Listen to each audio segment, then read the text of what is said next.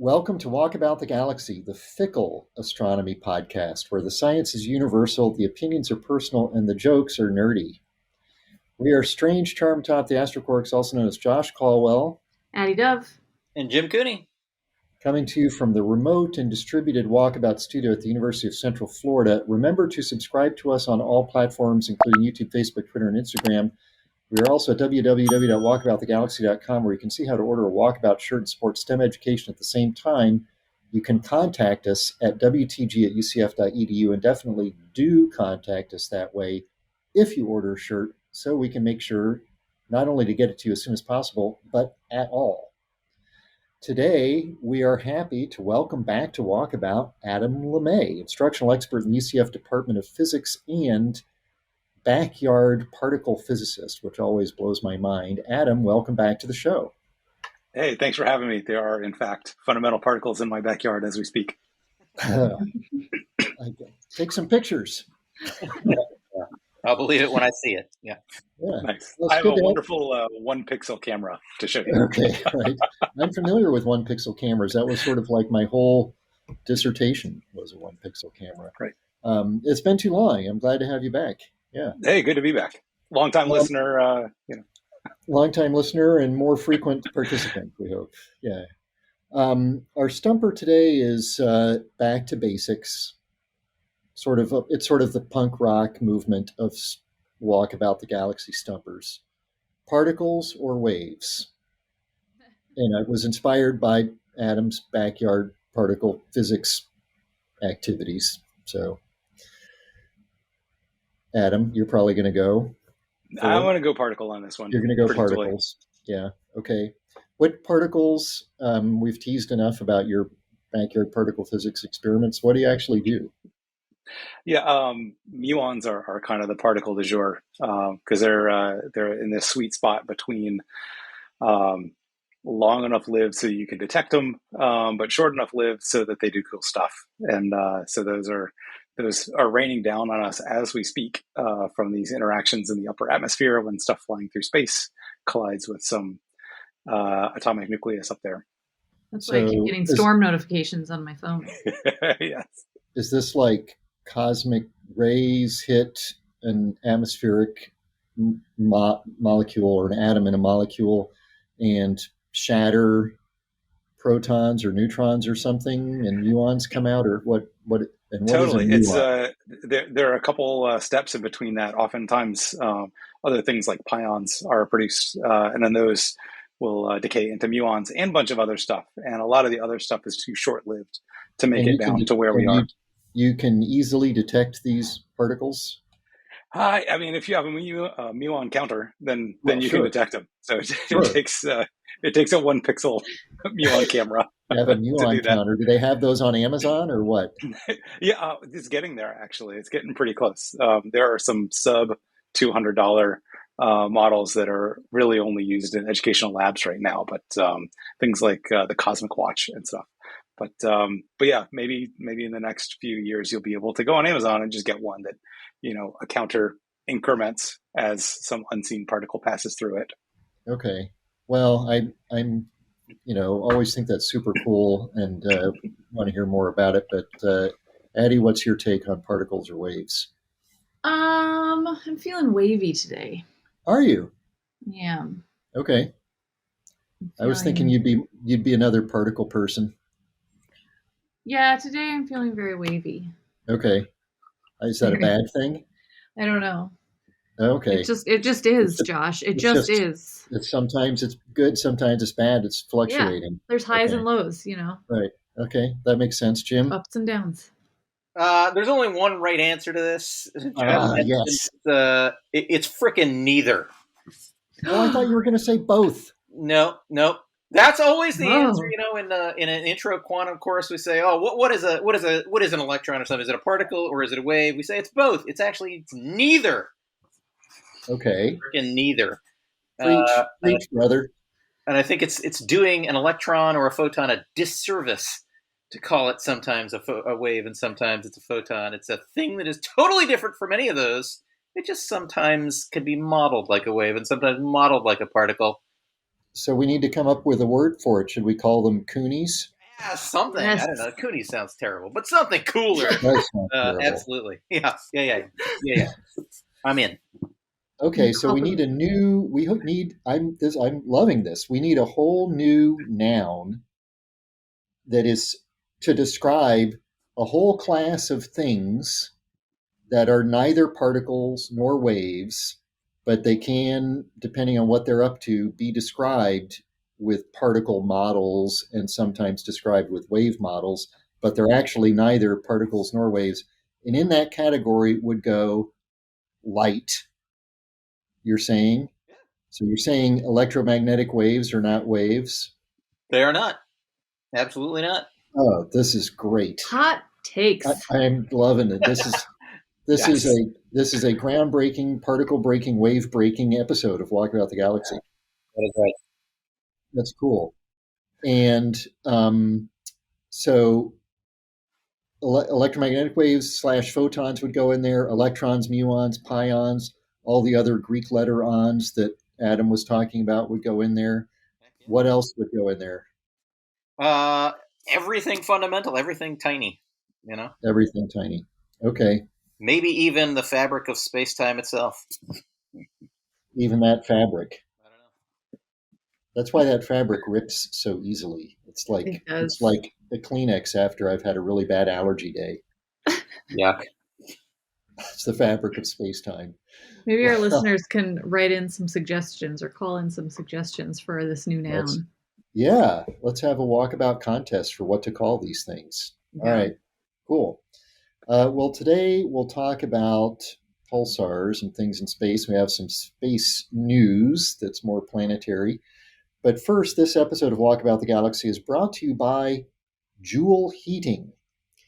If you've just taken a cold shower, you may need a different kind of Joule heating. But if you'd like to make your next shower warm, why not heat your water with tried and true Joule heating? Brought to you by James Joule. Joule heating, where electronic current through a conductor converts electrical energy to thermal energy, has been warming people's showers and bedrooms for over a century. Joule heating cannot be held liable for resistive losses in long-distance transmission of electricity through conductors. Joule heating, ingenuity for life. Oh. I'm going to You say see, first, GE you see because what I I say did it there every with. time. What'd you say? Well, GE because I say it every time. You say it every time. Yeah. It sounds like something they would do. it's something like It does sound like something they would do. We have had a GE tagline before, but did you see what I did there with Jules? I did. I just want to really beat that point into the ground. Do you need to? It's not GE. Is it? Go ahead, Adam. Is it LG? It's not LG. Say it again. Ingenuity for life. Ingenuity Anyway. for life. Is it IBM? I don't know who it is. It's Siemens. Oh, yeah. I almost did a GE. GE used to be we bring good things to life. Yeah. And then they dumped that 10 or 15 years ago or so, or sometime this century. And they replaced it with imagination for work or something like that. Something very close to ingenuity for life, but kind of like not as good. Anyway, space news. SLS again. Yeah, it's on the pad.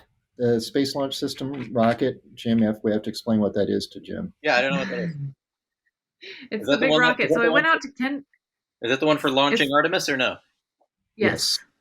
Nice. It's the big NASA. It's a big NASA rocket. I went out to Kennedy this week and I saw that it was on the pad, and you can tell that it's a big rocket when you're driving out there. But I didn't go up to the pad yet, so I'm going to try to do that in the next couple of weeks before it moves. Nice. You mean go up to the pad? Are you allowed to go up to the pad? If you have a badge and are on She has center, some friends. you do. She has some friends there. Oh. I mean, there's a fence. You can't actually go into the pad, but there's right up against it. Hey, Addie, by the way, do you have some space news? Oh, I do. That's a good point. Yeah. I am a deputy PI on, and Carrie Donaldson Hanna here at UCF also is the PI on a recently selected NASA mission. So this is a yay! This is big news. PI, for those, the non-technical Yes. in our group, or principal investigator, means the boss of the mission. So Yes. UCF is leading a mission to the moon. Carrie Donaldson Hanna is the boss. You're the deputy boss, and Adam, you're also on this mission. Yeah, I'm Adam a is co-PI also a to do boss. that education and public outreach stuff. Though not being a deputy, I don't get the badge, the star-shaped I'm totally going to buy metal myself one. a badge. I've been talking about doing that for class for a while, and I just keep forgetting, but I'm definitely going to buy myself a badge now. What do you mean a badge? Like a deputy sheriff's badge. Oh, really? Okay. Yeah. I was going to say that as a joke because I thought you meant something more serious, but no, totally that. Okay, cool. Yeah. Well, it's really tremendous news, and from the UCF standpoint here, we're super excited and really proud of all you guys. Heck yeah! We'll sending a robot to the moon. Yeah, we're going to build some instruments to study some interesting volcanic features called the Grutheisen, which I'm probably pronouncing wrong, domes. Better learn how to pronounce them if you're sending a $35 million mission to them. That's how most people pronounce it. So. I would pick a pronunciation and stick with it, and then stop apologizing for your pronunciation. All right, I like it. Yeah. We'll put that into our K-12 outreach regime. Yes. Well, something else that was launched into space that we've been excited about is the James Webb Space Telescope, and we have recently reported they're all focused and aligned, and everything is working well. And I think they're going to be releasing in a month or so their first sort of science data products in July of 2022. It's out there well beyond the sort of Earth-Moon system, but orbiting the sun in conjunction with the Earth. But it's in the space environment of the inner solar system. Has that been posing some problems? It has. The thing we study a lot is collisions of things into other things. And so this is actually something we know about. Stop being so technical. I'm sorry. So the JWST has been hit by micrometeoroids. So these are little tiny rocks that are just in space because things break apart in space, and then there's little stuff that's flying around also. Right. These particles are mostly like the size of the particles in cigarette smoke. I mean, really tiny. Yeah. Like micron sized. Yeah. Right. And but it's not a surprise that those particles are there. Are there any no, but it has caused noticeable, they can tell on some of the segments that they've been hit, and it's not enough that it's going to degrade the data, but it is detectable on some of the segments. So this is hitting impacts on the shiny gold mirror. Yeah. And so making noticeable but minor degradation of the characteristics of it. Wow. Are there is the density of stuff out there different from the density of stuff in the near Earth? Because I always, if I were on the space station, International Space Station, I would be terrified of micrometeorites tearing through.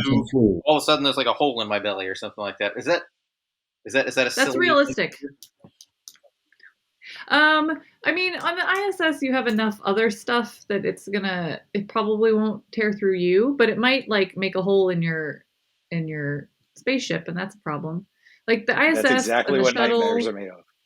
Yeah, exactly. They get hit, and there's evidence of lots of different impacts in different places. And we should say, right, that these are really tiny things, but because of the speed at which all of these spacecraft are moving, right, tiny things can make a really big issue. Like a little rock, a little pebble flies up and hits your windshield, it can damage your windshield, right? Similar thing here, but lots more fast. If it's going miles per second instead of miles per hour, it's going to do a little bit more damage. Yeah. Yeah. So it's, I was thinking about that, Jim. I don't know the answer, and I don't know how much, they modeled what they expected the environment to look like, and they modeled how many impacts they would expect to be able to withstand, but this recent one was a little bit bigger than some of the modeling they'd done. But I don't know how different that environment is than other ones we've put spacecraft in. I can throw a little bit of back of the envelope numbers at you, Jim.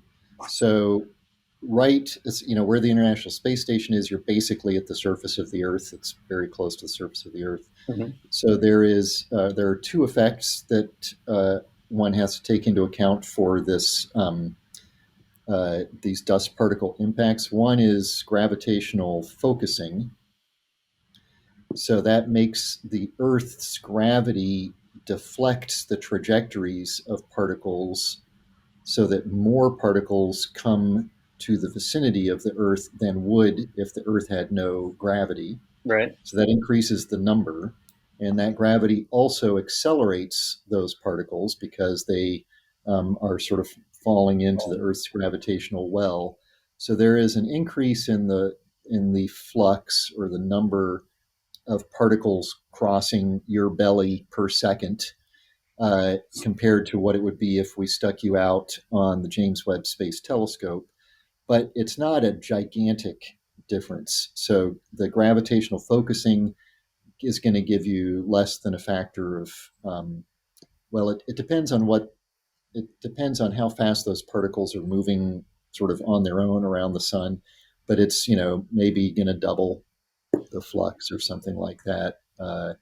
Depends on the population. It could be more than that, but not an order of magnitude unlikely.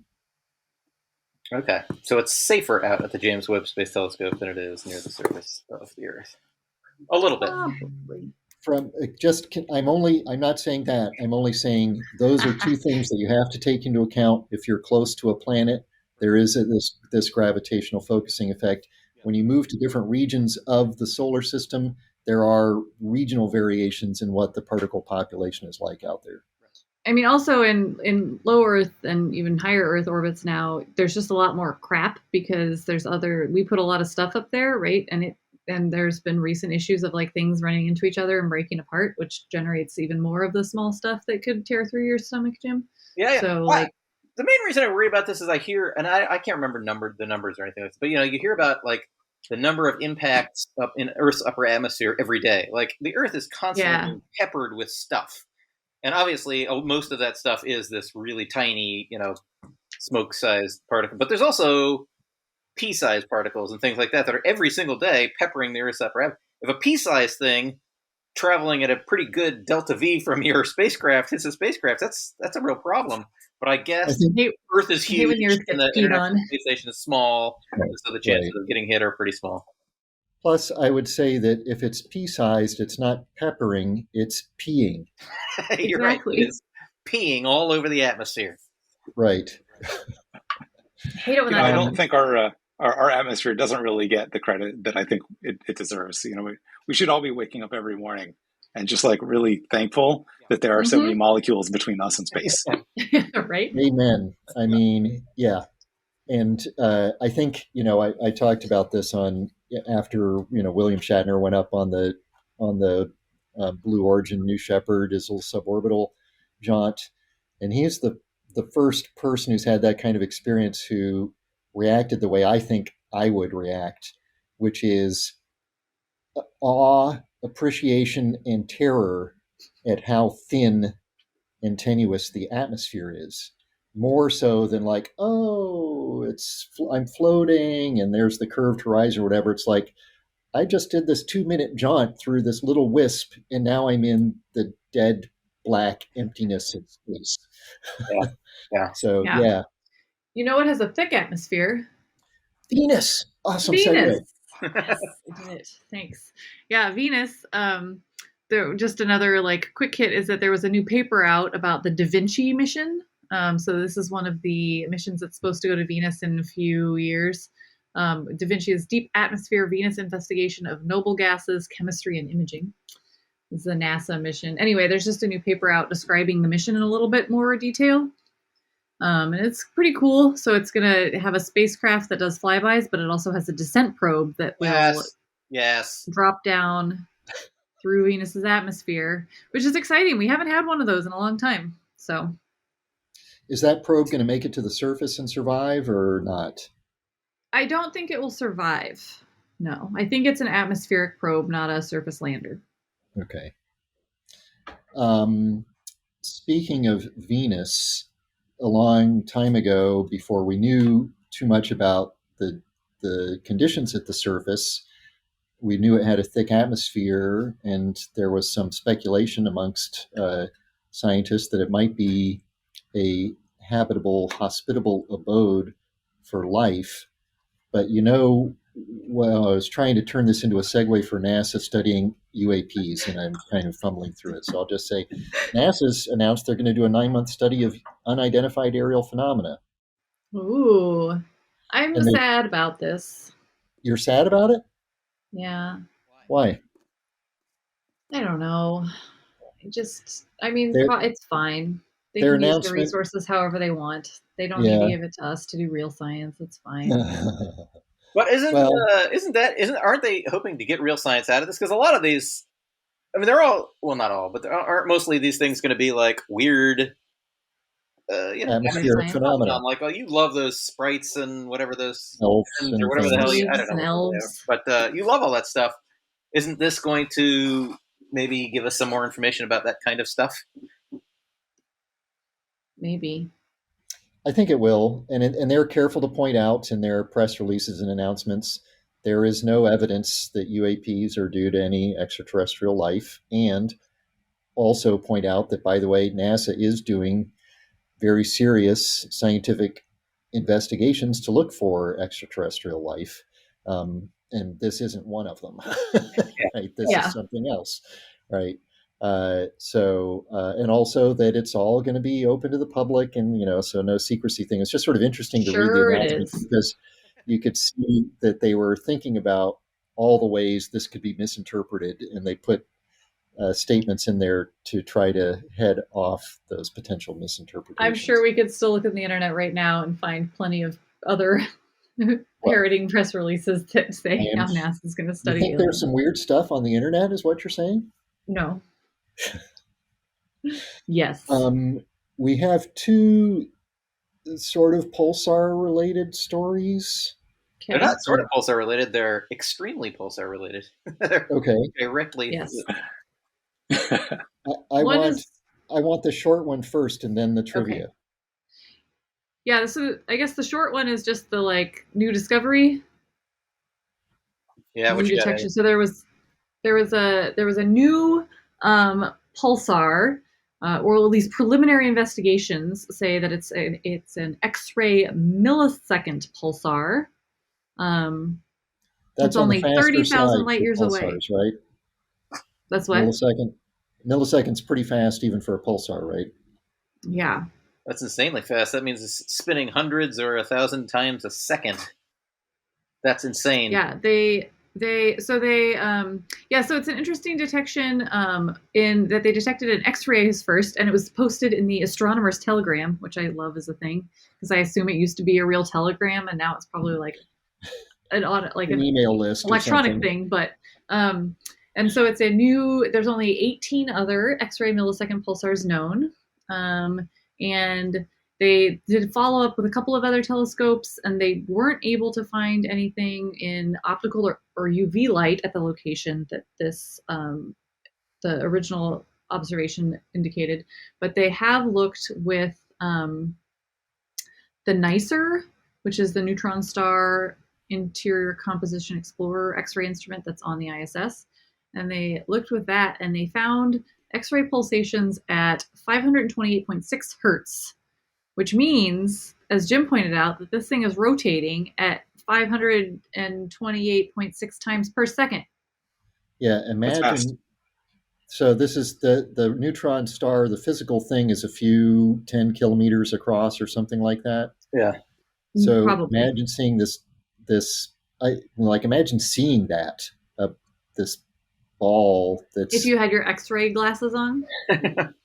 with my special X-ray vision that I got at a previous episode. Yeah. And it would be spinning 500 times a second. 500 times a second. And it's it has the mass of something like twice the mass of our sun or something. I mean, that's something that massive spinning 500 times a second. That's strains the imagination for sure. Probably strains the star too. Yeah, a lot. I mean, you you need so much mass, right, to keep the neutron star bits on the outside from flying off. Yeah. Right. There's a lot of gravity kicking there. Yeah. Yeah, the speed of the particles on the crust of this thing is, a fair fraction of the speed of light, and you can't spin it all that much faster before things start really going haywire. Yeah. What's an unfair fraction? What would be the way that it would go haywires? Like, what's the breaking point? Like, how does that go bad?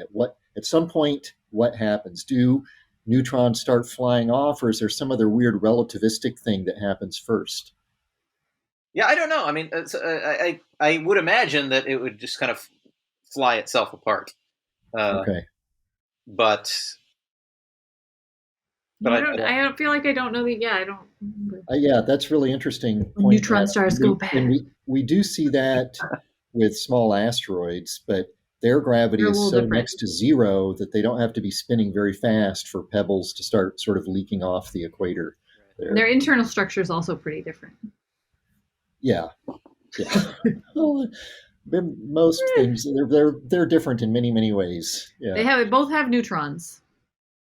Well, let me give you your trivia series today before we get our second Pulsar stories. So our trivia is inspired by our sponsor, the Joule Heating, okay, which refers to resistive heating. Put current through a wire, it heats up the wire, and the Joule Heating's named after James Prescott Joule. Oh, I thought it was Joule the singer. I was really excited. She was one of my first crushes. I'm with you there, Jim. Yeah, there you go. I said Joule Heating. Yeah. Joule the singer is Jewel. She is. I said if you just got out of a cold shower, maybe you needed some Joule heating. And it sounds like Joule heating is probably why you would have taken a cold shower, Jim, in the first place. Yeah, exactly. In any event, the question is about units named after scientists. Oh, nice. Okay. And units? Scientists and units. Okay. So there's two parts to this.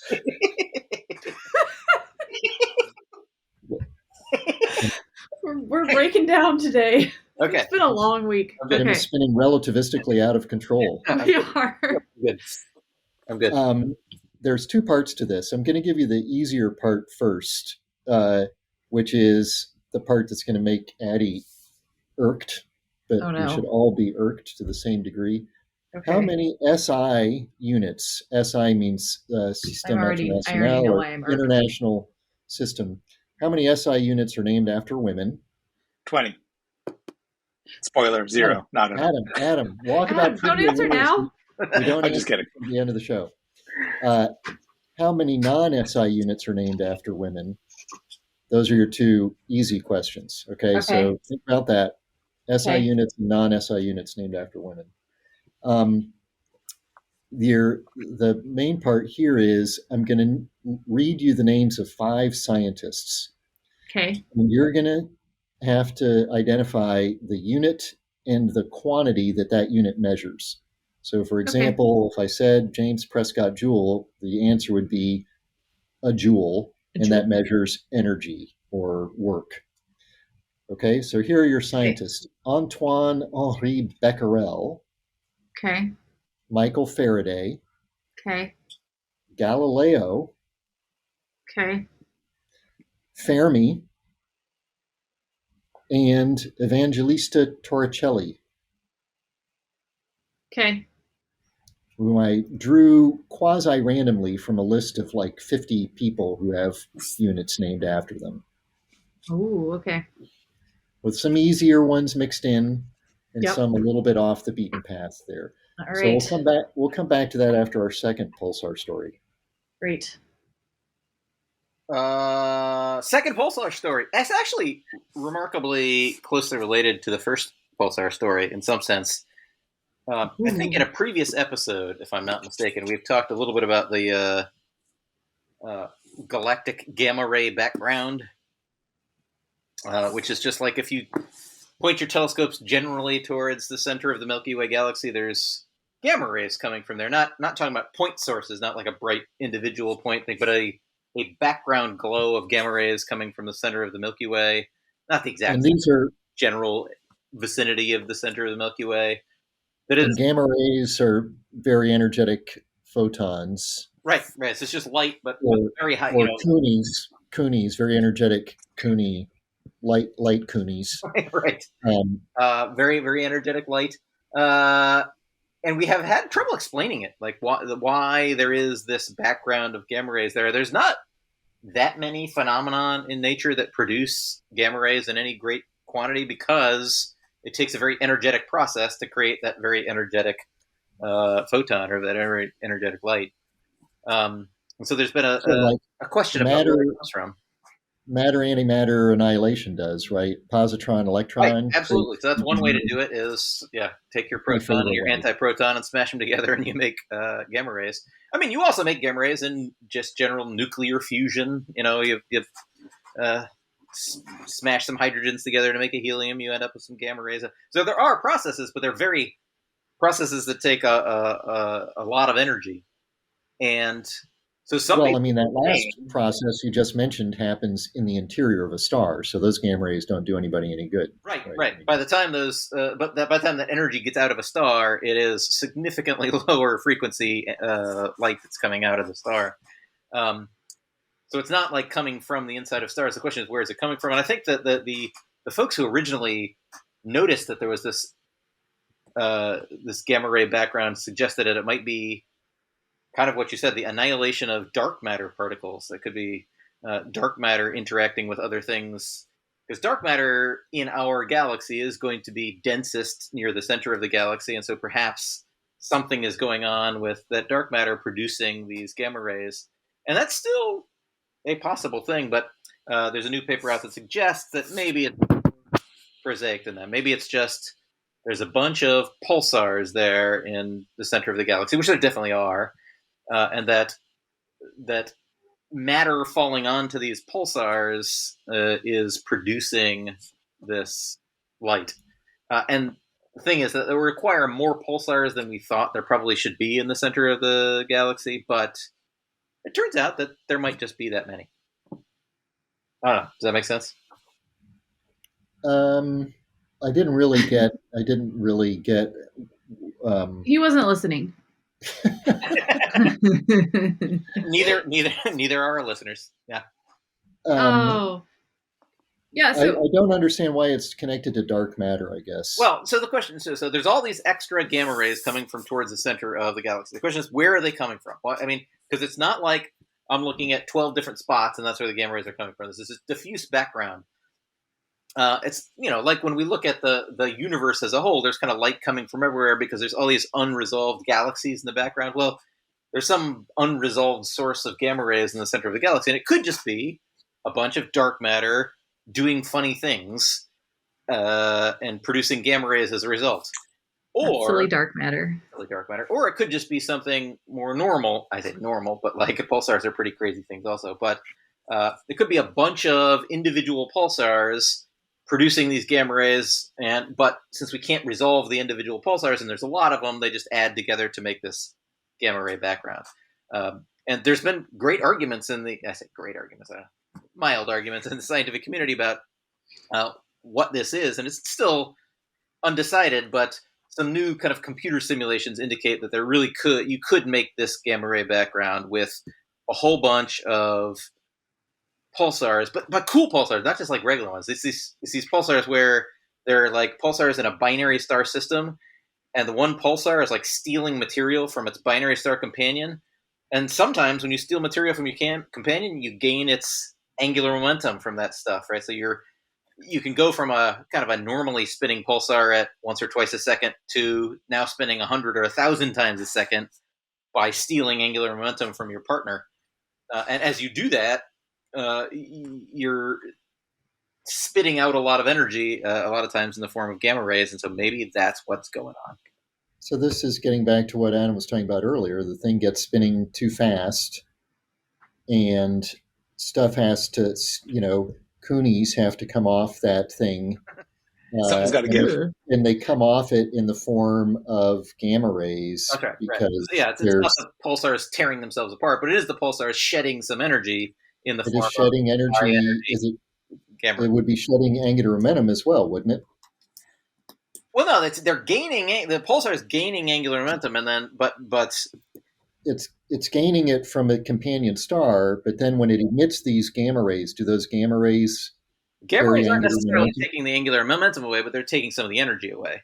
The gamma rays are being thrown off in these, because pulsars throw off these beams along their magnetic poles, and those things are very often high energy radiation, like in the form of gamma rays. So I don't know, the process of taking the energy and angular momentum, and it's a whole complicated business, but it makes sense. Yeah, but that's kind of cool. I mean, getting back to this connection of spinning things and asteroid stuff that, maybe Addie and I are more comfortable with than pulsars. Earlier we were talking about how asteroids can spin they only have to spin like every few hours in some cases to be spinning fast enough for particles to start flying off, because their gravity is so weak it's not holding the particles on very strongly. And why would an asteroid be spinning every few hours, you might ask? And one reason is because of interaction with light. And light emitted by the asteroid's warm side can exert a torque on that asteroid and change its rate of rotation. So that's why I was, trying to make a connection. Maybe it doesn't exist, but that's why I was wondering whether or not there's like an actual angular momentum process there with those things emitting all these gamma rays or not. Yeah. But it seems like, from what I understand, for all this extra gamma ray that we're seeing, this diffuse glow, they need more of these pulsars than have been seen individually or something? Yeah, I mean, I think we've only seen a few dozen of these things individually, and we would need there to be a few thousand or something like that in the region of the center of the Milky Way galaxy. But I don't know, recent models indicate that they might be a little bit easier to make than we previously thought. That these you can take a binary star system, like for example, that has a white dwarf in it and some other companion star, and turn that white dwarf into a pulsar by accreting enough material from its partner. Right. Sometimes when you do that, you blow it up in a huge supernova, but not always. Sometimes it collapses into a neutron star, which then becomes a pulsar. And if that happens more often than we think, then perhaps you could have a few thousand of these suckers in the inner Milky Way, and maybe that is just observational issues that we haven't seen them yet, or something. Yeah. I mean, there's, yeah. Okay, cool. All right. Well, let's get back to our trivia then. So, Adam, you were very eager about the SI units one. So we'll start with you. Yes. How many SI units are named after women? So just for our listeners, so an example, like for length, the SI unit is the meter. So every other unit of length is not an SI unit. An inch, a foot, even a centimeter are not SI units. So how many SI units are named after women? Not a damn enough, Josh. How's that? Can you be more precise? One. Addie, that's my guess. I think it's like 2. Jim, what do you think? I was also going to say 1, because I can think of 1. Yeah. You guys are way too optimistic. It's none. No SI units are named after women. How many non-SI units are named after women? All of them? No. 1. I'm sticking with 1. I'll go with 2 again. Okay. I guess 1. Adam and Jim are right. It's 1. And do you know who it is? Well, there's the Curie. Isn't it the I think the Curie? Yeah, the Curie. That's the one. So, but that one's debatable about who it's named after. Right. There are a bunch of Curies, right? So I didn't count Curie because Marie Curie proposed it as a unit, and the citation says that it's named in honor of her deceased husband.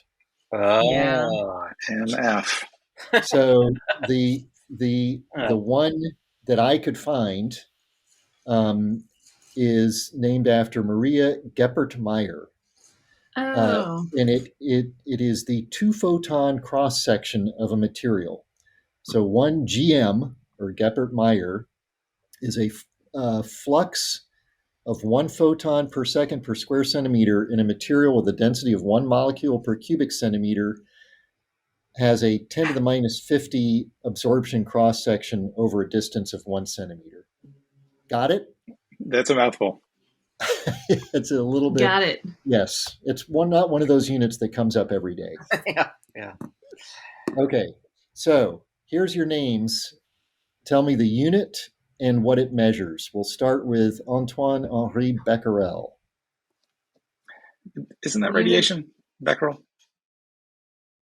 I don't recall. Yeah, the concur with unit is Adam. the I think it's Becquerel. the unit of radiation. And Addie, what do you think? Yeah, the unit is the Becquerel. The Becquerel, and it measures radioactivity. 1 nucleus decay per second is 1 Becquerel. Okay. Well done. You're off to an amazing start. Good job, Michael team. Faraday. The unit is the Faraday. Yeah. Doesn't that The measure unit is electric charge? Farad. Or is it?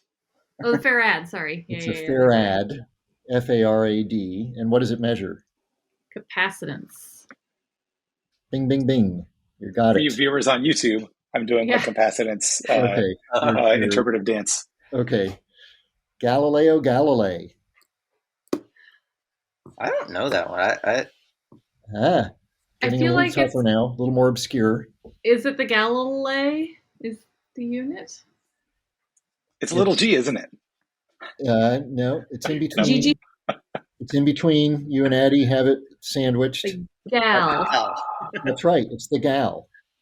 Okay. And what is a gal measure? It's short for gallon. Think about it.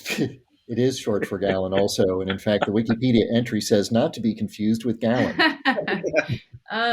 It has Think to do about with the Tower of Pisa experiment. The gravitational acceleration or something, yeah? That is exactly right. And so it is sorted like little g. 1 gal is 1 centimeter per second squared. Huh. I've never heard and of that. It is used exclusively when describing gravitational acceleration fields. So Adam was mostly right. Enrico Fermi. The Fermi. Fermi. That's correct. That's the name of it. And what does 1 Fermi measure? That one I'm Fermi thinking did so many things. Adam must know this one. Yeah, no, I'm blanking on this. I don't know. Yeah. It's Maybe surprising. I'll chalk that up to the end of the line. It's a length, right? It's this it's some It is a length. tiny length. 15 meters or something like that. It is a femtometer, or 10 to the minus. I was thinking we're still in the SI category. No. These are none. The Becquerel is an SI unit. None of these other, and the Farad is a SI unit, but none of the others are. This is SI. a mix. Mixed bag. It is a femtometer, 10 to the minus 15 meters. A tiny length. And your final one, Evangelista Torricelli, which I'll reveal not only my scientific and historical ignorance, but also my cultural ignorance, which I chose because I thought Evangelista was a woman's name. And I thought, I got to have at least one woman on here. And that's when I discovered there aren't any women I could have on. No. Oh, jeez. So I assume this is the Tor. Torricelli. I assume this is the Tor. You are correct. Which is the unit of pressure, which is for pressure. That's right. I did not know that was named after. I have never heard of that name, that person. Yep. But I guess Evangelista is a dude. Evangelista Torricelli was a dude in the 17th century, I believe, who invented the barometer, which measures atmospheric pressure. And for some reason, there are 760 Evangelista Torricellis in the Earth's atmospheric pressure at sea level. At sea level. So there you go. Not according to some of my pressure gauges. They're not calibrated. Oh, yeah. What a good joke. Self-burn.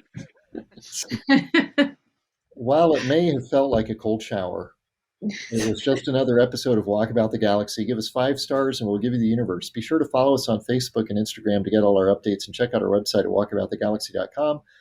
Subscribe to our YouTube channel where our videos now feature chapter markers so you can skip to those amazing trivia answers. Catch up on old episodes wherever you get your podcasts. Follow us on Twitter. At walk_the_galaxy. And ask us questions anywhere using hashtag AskWTG. Our theme music was composed by Richard Jerusik. Production assistance is provided by Logan Basinger. Thanks to Adam LeMay for joining us today. Adam, it's always great to have you with us on Walkabout the Galaxy. Mutual. Thanks to our listeners in Sussex, Essex, and all the other X's and around the world. Stay safe. I'm Josh Caldwell. I'm Addie Dove. And I'm Jim Cooney. We're the Astrocork signing off until the next episode of Walkabout the Galaxy.